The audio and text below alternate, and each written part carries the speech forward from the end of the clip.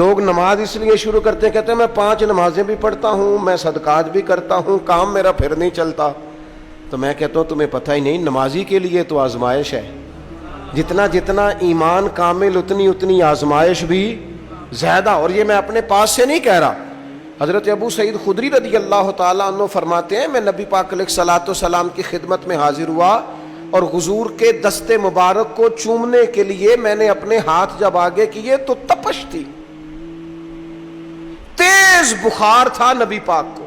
تو حضرت ابو سعید خدری رضی اللہ تعالیٰ عنہ ارشاد فرماتے ہیں کہ میں نے، یہ سنن ابن ماجہ میں موجود ہے، فرماتے میں نے عرض کیا یا رسول اللہ صلی اللہ علیہ وسلم اتنا تیز بخار؟ حضور فرمانے لگے ہم پر جو آزمائشیں آتی ہیں نا انبیاء پر، وہ عام لوگوں سے دگنا آتی ہیں۔ یہ تو لاڈلے ہیں، یہ تو محبوب ہیں اللہ کے۔ فرمایا عام لوگوں سے دگنی آزمائش آتی ہے، لیکن فرمایا ہمارا رب بڑا کریم ہے، ہمیں اجر بھی ڈبل ہی عطا کرتا ہے، ہمیں اجر بھی ڈبل ہی عطا کرتا ہے۔ تو حضرت ابو سعید خدری کہتے ہیں موقع اچھا تھا، میں نے ایک سوال بھی کر دیا، میں نے کہا یا رسول اللہ صلی اللہ علیہ وسلم بتائیے نا بھلا دنیا میں زیادہ آزمائشیں کن کو آتی ہیں؟ تو حضور فرمانے لگے سب سے زیادہ آزمائشیں اللہ کے انبیاء کو آتی ہیں، نبیوں کو آتی ہیں۔ حضور اس کے بعد فرمایا اس کے بعد جو ان کے زیادہ قریب ہوتا ہے اسے آتی ہیں۔ لوگ کیا سمجھیں گے امام حسن کی آزمائش کو؟ لوگ کیسے سمجھیں گے سیدنا امام حسین کی آزمائش کو؟ فرمایا جو ان کے زیادہ قریب ہوتا ہے اسے زیادہ آزمائش آتی ہے۔ تو حضور کے سب سے قریب تو امام حسن ہے نا، امام حسین ہے نا، تو کیا سمجھتا ہے قربت بس نسبت کے اظہار کا نام ہے اور بڑے لطف کے ساتھ زندگی گزارنے کا نام ہے؟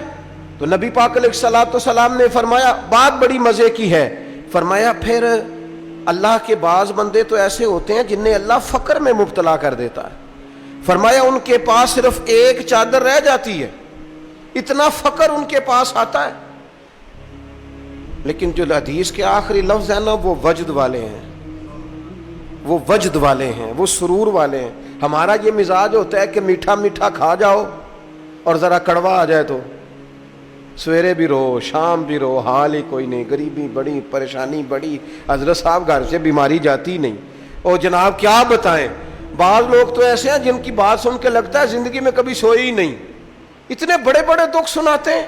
او خدا کی رحمت کا بھی تو ذکر کرنا، خدا نے جو تیرے اوپر انعامات کیے ان کا بھی تو ذکر کرنا، ان کا تذکرہ ہی نہیں کر رہا میرا بھائی۔ نبی پاک علیہ السلام نے فرمایا ان لوگوں پر دکھ آتے ہیں پر قربان ہونے کو جی چاہتا ہے ان لفظوں پر۔ حضور فرمانے لگے وہ رب کی طرف سے آنے والے دکھ پر بھی اس طرح راضی ہوتے ہیں جس طرح تم میں سے کوئی راحت ملنے پر راضی ہوتا ہے، سکون والی چیز ملنے پر جس طرح تم راضی ہوتے ہو اس طرح وہ دکھوں پر بھی راضی ہوتے ہیں۔ دکھ قبول محمد بخشا، دکھ